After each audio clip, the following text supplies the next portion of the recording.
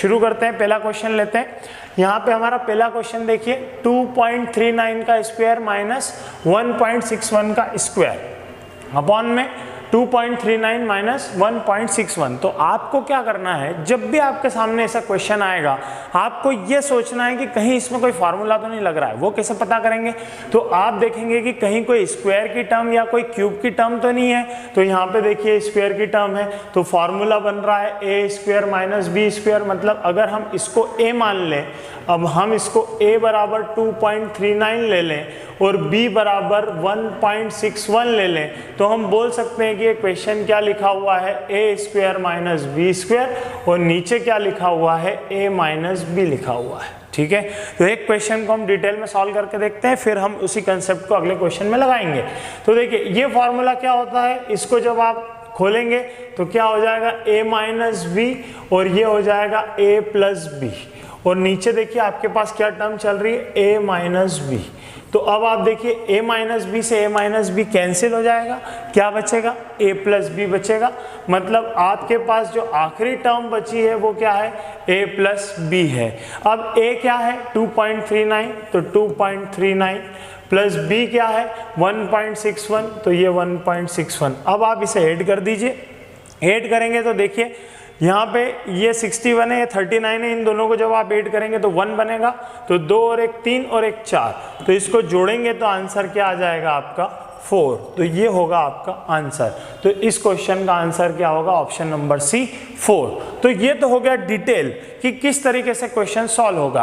अब इस क्वेश्चन को सॉल्व करने के बाद जो हमने सीखा है उसको किस तरीके से इंप्लीमेंट करेंगे आगे, वो सीखते हैं। तो देखिए अब आप क्या समझ गए हैं कि अगर a square minus b square हो तो नीचे या तो a प्लस बी मिलेगा या a माइनस बी मिलेगा। अगर यहाँ a माइनस बी है मतलब a माइनस बी से a माइनस बी कैंसिल हो जाएगा।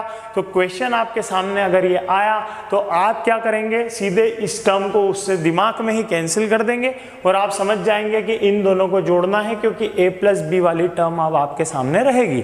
तो आप इन दोनों को जोड़ेंगे, तो जोड़ेंगे भी कैसे, 61 39 को देख लिया आपने कि दोनों मिलके 100 बन रहे हैं, 100 मतलब 1.00, तो 1 आ जाएगा कैरी में, तो ये 2 + 1 3 और +1 क्या हो जाएगा 4। तो देखते ही आप आंसर दे सकते थे कि इस क्वेश्चन का आंसर क्या आएगा, 4 आएगा। ठीक है, चलिए अगले क्वेश्चन पे देखते हैं। अगले क्वेश्चन में देखिए क्या बन रहा है, क्वेश्चन है आपका 3.744 प्लस 2.256, फिर 3.744 माइनस 2.256। जो यहाँ लिखा है वो यहाँ लिखा है, जो यहाँ लिखा है वही यहाँ लिखा है। मतलब टर्म क्या बन रही है, a प्लस बी और a माइनस बी। क्या टर्म बन रही है, a प्लस बी और a माइनस बी, और नीचे एक रिजल्ट लिखा हुआ है। अब सोचने की बात यह है कि नीचे वाला रिजल्ट क्या इन दोनों में का कोई एक रिजल्ट है। तो 3 और 2 को जोड़ रहे हैं जब सिंपली, तो क्या आ रहा है 5, मतलब जोड़ने पे तो 5 या उससे बड़ी संख्या आएगी, पर क्या माइनस करने पे 1.488 आता है। तो देखिए 3.744 में से जब आप 2.256 को माइनस करेंगे तो आपको क्या मिलेगा, 1.488 ही मिलने वाला है, 1.488 ये आपको मिलेगा। देखिए करके देखिएगा आप, ये आपको मिल रहा है। मतलब क्या मिल गया आपको ये समझ में आ गया कि नीचे वाली जो टर्म है वो क्या है, वो a माइनस बी है। तो हम क्या कर सकते हैं, डायरेक्ट इस टर्म से इसको काट सकते हैं, a माइनस बी से a माइनस बी कैंसिल हो गया। अब क्या बचा, a प्लस बी। तो रिजल्ट निकालना है तो 3 और 2 कितना हो गया 5, और यहाँ पे देखिए यहाँ पे 6 और 4 कितना हो रहा है 10, एक इधर आ गया तो ये बन गया 5, 5 और 5 कितना हो गया 10, एक कैरी इधर आ गया 7 और 3 कितना हो गया 10, मतलब कुल मिला के 1000 बन रहा है। मतलब एक आगे कैरी में आएगा, तो 3 और 2 5 और एक कैरी से आया क्या हो गया 6।